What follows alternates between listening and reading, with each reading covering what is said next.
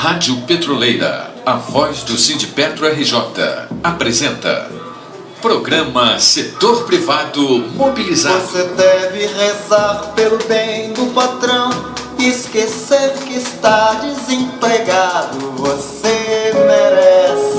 Olá, internautas, navegantes, companheiros, amigos, camaradas da Rádio Petroleira, questão de soberania. Estamos ao vivo em tempo real com mais um programa Setor Privado Mobilizado. Programa que é de responsabilidade da Secretaria das Empresas Privadas do Sindipetro RJ, cujo coordenador é nosso companheiro, amigo, irmão, camarada, professor Ivan Luiz, o homem que sabe o que diz. Valeu, Candal. É bonito, né? É, professor, mais um programa juntos. Essa semana eu andei ouvindo muito a Rádio Petroleira. Muito. Olha, tá bombando, hein? Média de 500 acessos por dia. Não, rapaz, está fantástico. E eu fico impressionado. Quem não te conhece, não te compra. Mas quem te conhece, te compra. Que é impressionante, rapaz, as vozes que tem na Rádio Petroleira. E eu falo, eu conheci. O cara consegue criar, assim, vários personagens. Tu tá melhor do que Chico Anísio, rapaz. Não é brincadeira, não. Pois, mas muito melhor. Eu sinto lisonjeado pela comparação. Muito melhor. Mas, sinceramente...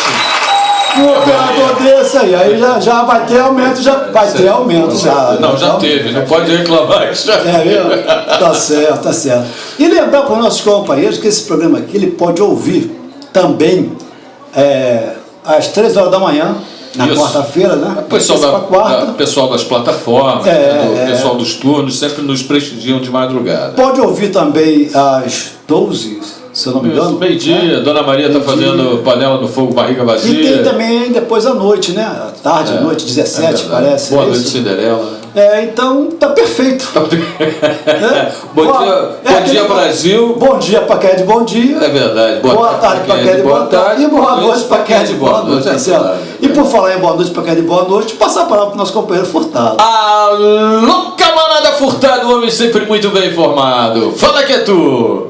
Depois disso que o Ivan falou, fica meio complicado. Saudações rubras.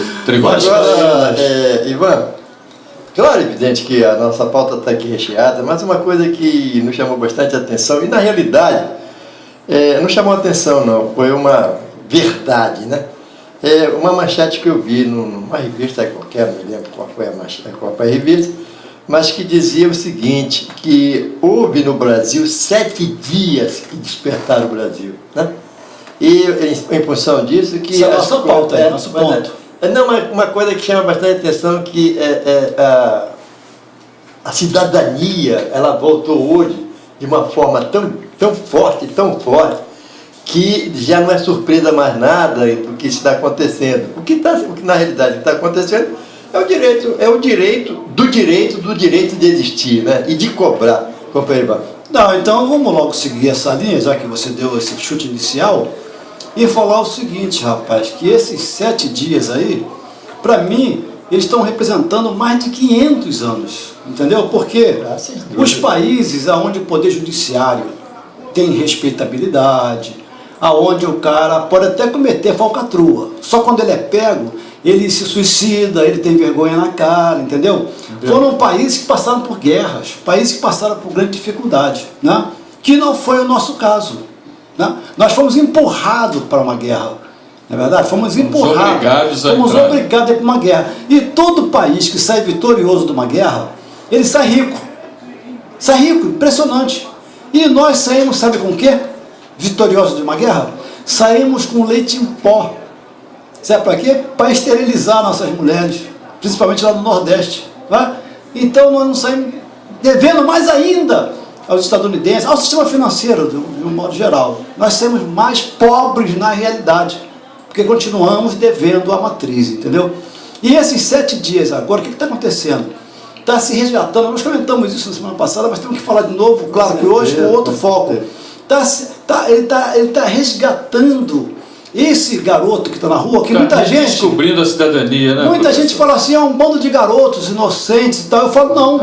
Não. Essa garotada que está na rua, o pai dele acreditou numa mudança que não veio. É verdade. O avô dele está sofrendo com o fator previdenciário, né? A família dele está sofrendo todo um processo que ele, o jovem, foi chamado de alienado, né? Geração Coca-Cola, né? O jovem não sabe, até aquela música do Chorão lá, que ele cantou com aquela menina, né? Que o jovem não é levado a sério. No Brasil o jovem não é levado a sério. Só que eles estão vendo que esse jovem, que com 16 anos decide o futuro de um país, pela nossa democracia representativa, que está esgotada, a nossa democracia representativa está esgotada. Por que está esgotada? Porque ninguém está representando mais ninguém. Quem deveria nos representar demonstrou ser mau caráter, né? Ser ladrão, ser pessoa perversa. Então isso veio se denegrindo, veio se esgotando ao longo da nossa história, e hoje, aí você luta por umas eleições diretas. Você luta, vai para a rua, manifestação, aí você faz eleição direta. Aí a eleição direta te dá direito, sabe de quê? De votar, irmão. Só te dá o direito de votar. Direito não. Você luta para ter eleição direta e acaba obtendo a obrigação de votar. Olha o paradoxo, rapaz. Entendeu? Você simplesmente legitimou a negociata.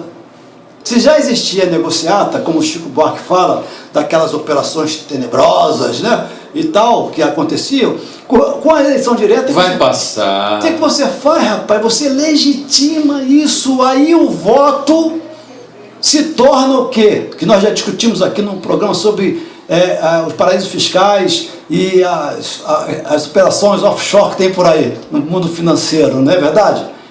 O que aconteceu, rapaz? O voto virou carta de corso. Se lembra disso? Me lembro. Então, o que era uma carta de corso? Eram as autorizações que a rainha dava para que os ladrões fossem para os mares para pilhar navios que não fossem simpáticos à rainha e que não pagassem os tributos à rainha. Era então, a legitimação da pirataria, da Não, mas aí não é pirata, aí é corsário. Aí é corsário, entendeu? É coisa séria. É um ladrão autorizado, é um ladrão legitimado. Entendi. Aí, mas os que não eram legitimados, então, eram piratas. O que os corsários passaram a fazer? Passaram a falsificar a carta de corso para poder ele trabalhar por fora com a pirataria e levar o dele por fora sem a rainha saber. Entendeu o negócio? Entendi. E o que nós fizemos com a nossa eleição? O corsário passou a ser pirata, né? Passou a ser pirata do corso. Do corso. Da carta de corso. Passou a piratear a carta de corso. Aí você pega... Hoje, nós vamos e votamos. O nosso voto... É a carta de corso. É a carta de corso. O que nós estamos fazendo com o nosso voto? Olha, você pode chegar lá... Pode ser bandido tranquilamente. Pode ser bandido porque você tem imunidade. É verdade. Você pode roubar, você pode fazer o que você quiser. Não vai em cana mesmo. E eu vou esperar por mais 4 anos. Pode ser mensalheiro, não tem problema. Pode ser tudo o que você quiser. Por quê? Não vai em cana mesmo. Não vai em cana, você tem imunidade. Imunidade o Supremo Tribunal manda meter em cana, o cara não entra em cana. Não entra em cana. É um absurdo, a polícia prende, o judiciário vai e solta. A polícia prende, bate, né, agride, faz ato violento contra o próprio... A polícia, na verdade, serve para tomar conta, defender o Estado, né, para defender o cidadão. Aí você vê, depois vamos pular da carta de corso e passar, sabe para quê, meu irmão? Para a plebe. A plebe. A plebe rude. Mais uma vez, a plebe vai decidir. Sabe por quê? Porque vai ter uma palavra latina que vem a ser o plebiscito. Plebiscito. O que é isso? A plebiscita, que diz, é a palavra da plebe. É o decreto da plebe, irmão. Olha só, isso aí era considerado onde? Na Roma Antiga, né? Que era o voto ou o decreto passado em comício, originalmente obrigatório apenas para os plebeus. Então significa que nós continuamos plebeus, tá certo? Hoje em dia... Não confunda plebeus com playboys. Hoje em dia, então, o plebiscito ele é convocado antes da criação de uma norma, né? Que pode ser um ato legislativo, pode ser um ato administrativo, né? E hoje, então, o plebeu passou a ser um cidadão. Olha só que evolução fantástica, entendeu? Isso por meio do voto, então, que ele vai lá, aprova ou não a questão que lhe foi submetida. Por isso que eu acho que deveria mudar essa questão, entendeu? Não deveria mais chamar de plebiscito, porque não serão apenas os plebeus que vão votar dessa vez, né? Banqueiros vão votar também, entendeu? Outros parlamentares vão votar também. Então, né? tem que ser playboycito. Então poderia ser qualquer coisa, menos plebiscito. Plebiscito é playboycito. Menos plebiscito.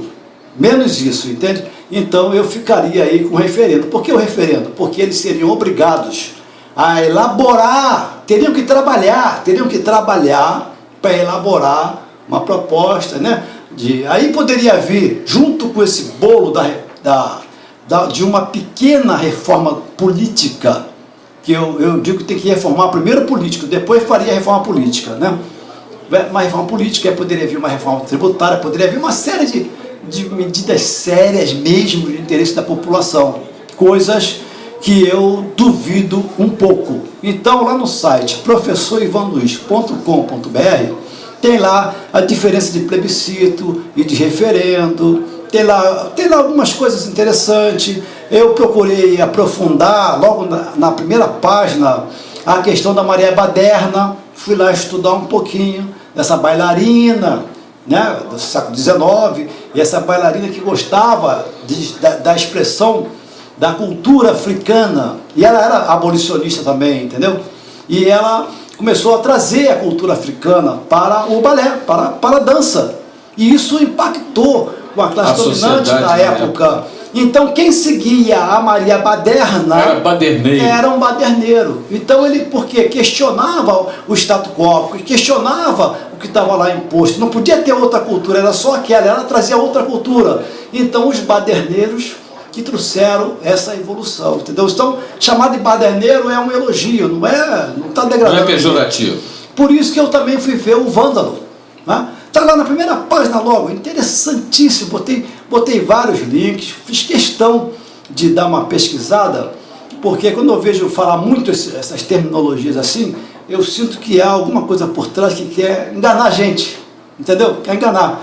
E aí eu fui ver, por que está falando tanto em vândalo, vandalismo? Porque os bárbaros, o vandalismo dos bárbaros, o que eles praticaram contra o status quo na época, que era o Império Romano, sempre quando você questiona, quando você luta contra o imperador, contra o sistema financeiro como está hoje implantado no mundo, aí você vai ser vândalo, você vai ser baderneiro, né? Como houve lá a invasão no Iraque. Quem aceitou a invasão pacificamente achou, não, o americano invadiu o Iraque, então pode invadir à vontade. Eu invado a tua casa e você não pode reagir, tem que me aceitar. Tá certo? Se você reagir, você vira vândalo, você vira baderneiro, você vira insurgente. Só porque você reagiu, eu invadi a tua casa. Você não podia reagir, entendeu? Então, aí você começa a pegar como isso é manipulado, Então, resultado, rapaz, eu fui dar uma olhadinha lá. Aí fui ver lá a queda do Império Romano, né? Os vândalos faziam parte desse grupo que conseguiu realmente. E tem lá um cidadão que tem um destaque bacana, mas olha só, isso aí foi só uma degustação que a gente pode até fazer depois, se você quiser, se o nosso âncora permitir, nós podemos até fazer um programa especial, entendeu? Só para a gente fazer Já está permitido, meu professor. Para a gente fazer uma pesquisa mesmo. Permissão concedida imediatamente. Imediatamente. Porque é o seguinte, é um tema que merece se aprofundar um pouquinho mais. Certeza. E lá no site professorivanluiz.com.br tem vários links para isso aí. Nós divulgamos esse programa para alguns companheiros da categoria e nós anunciamos que o nosso querido Guilherme Palhares Doval viria fazer uma entrevista conosco. Ele foi um diretor de Manguins, ele é um empresário, né? E só que ele até agora, por motivo de força maior, provavelmente, que ele é um homem que cumpre a agenda, ele não se manifestou. Então, voltando para o tema que o Furtado aqui adiantou, isso hoje, esses 7 dias, ficou provado, é o fim do mito de que o brasileiro é omisso, negligente, né?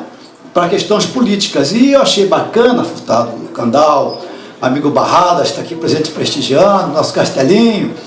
Eu achei bacana pelo seguinte, pois foi na hora de futebol. Futebol, ele age como o ópio do povo hoje, não é mais religião, né? É verdade. Futebol age como o ópio do povo. E na hora que o povo tinha que estar anestesiado, né? Todo mundo voltando para a telinha.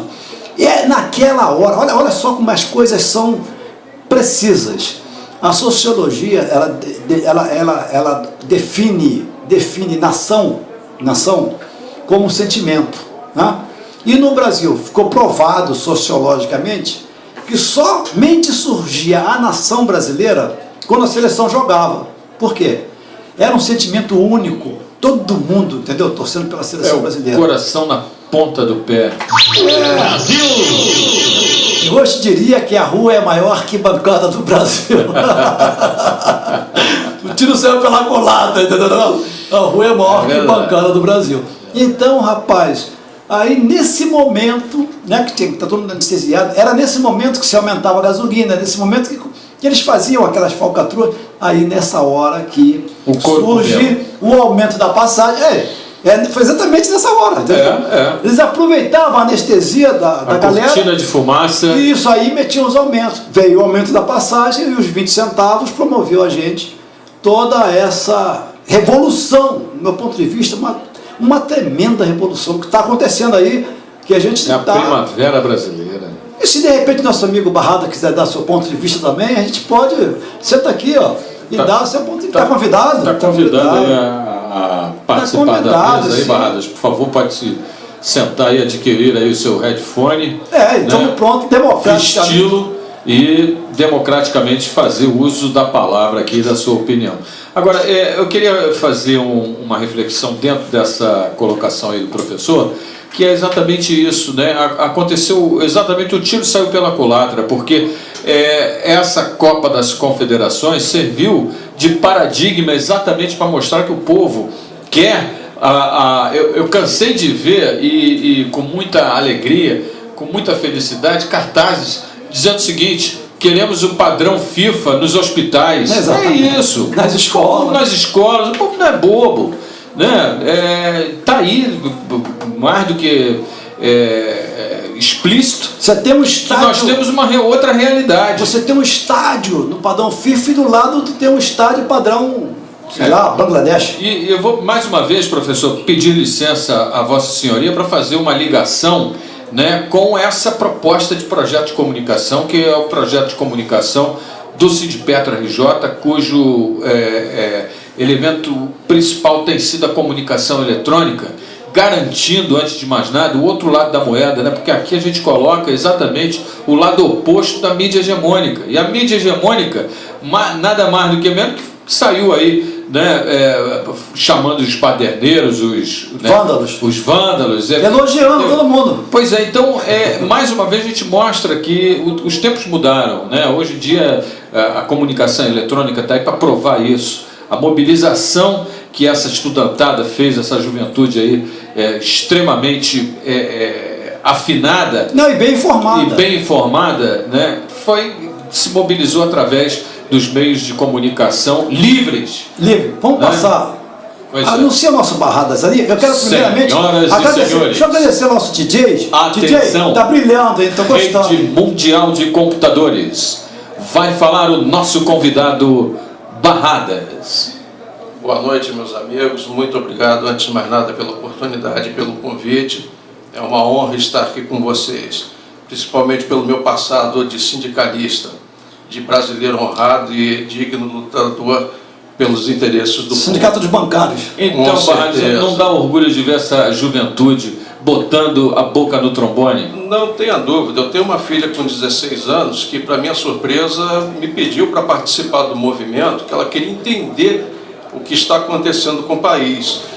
E eu posso dizer que fiquei orgulhosamente gratificado, porque eu vivi a época da repressão do regime de exceção que nós vivemos na década de 60.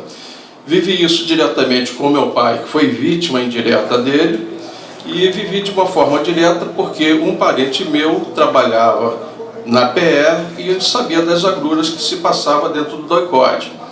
Posteriormente, ao fazer a faculdade de Direito, tive uma prova minha prendida ao criticar que no Brasil não há partidos políticos. e já vaticinava naquela época que teríamos que sacrificar algumas gerações para adquirirmos maturidade política.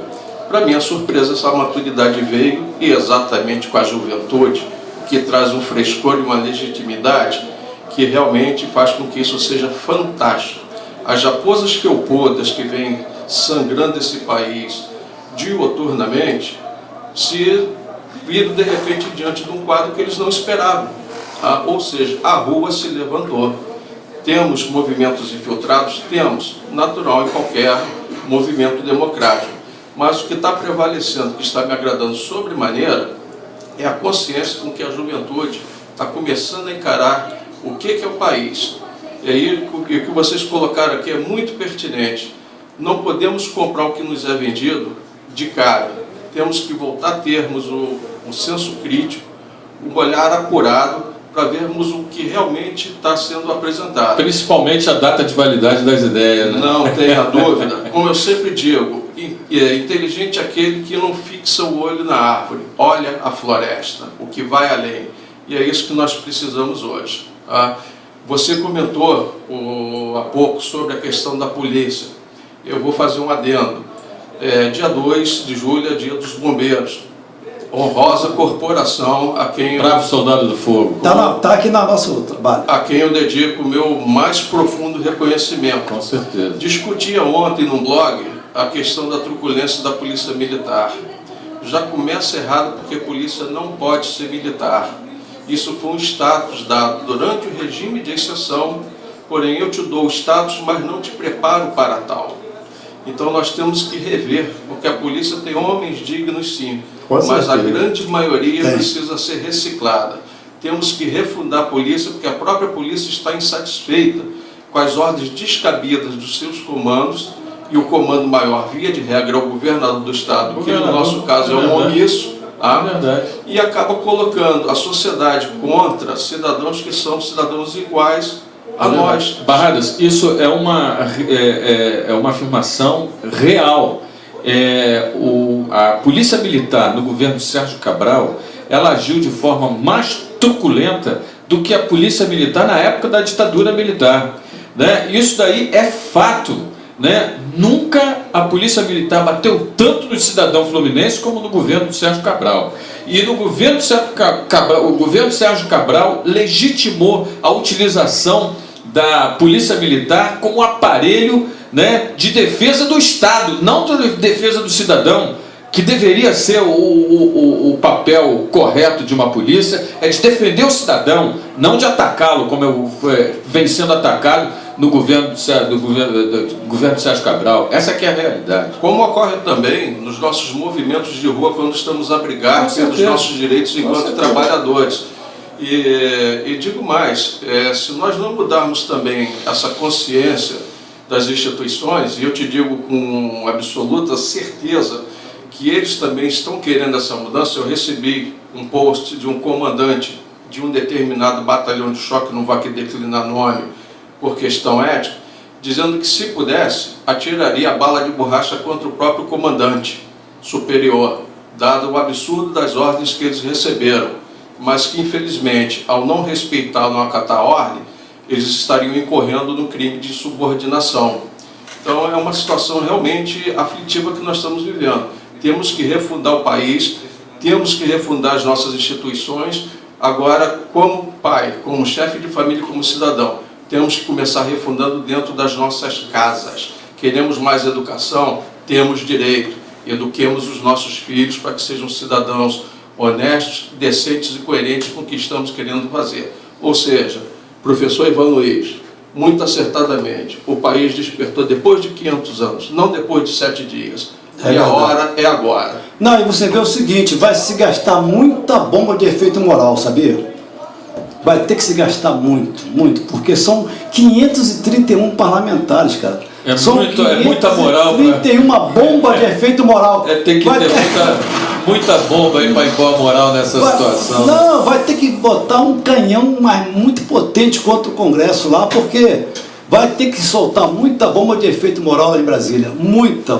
Aí isso vai se espalhar pelas Assembleias Legislativas do país, pelas câmaras de vereadores. Olha quanta bomba de efeito moral vai ter que ser explodida nesse país, entendeu? Com certeza. Buscar voltado para eles. Eles sabem disso. Agora, meu irmãozinho, nós estamos vendo aí que realmente nosso programa, meia hora é pouco, Candal. Mas a gente vai... Por isso que ele é semanal. Então, o que não cabe nesse programa vai para o então nós temos que homenagear os nossos bombeiros, que o Barrada já falou, estava aqui no nosso teor. E qual é a outra homenagem também? Castanho, tem uma homenagem aí para os bombeiros, carro de bombeiro aí para...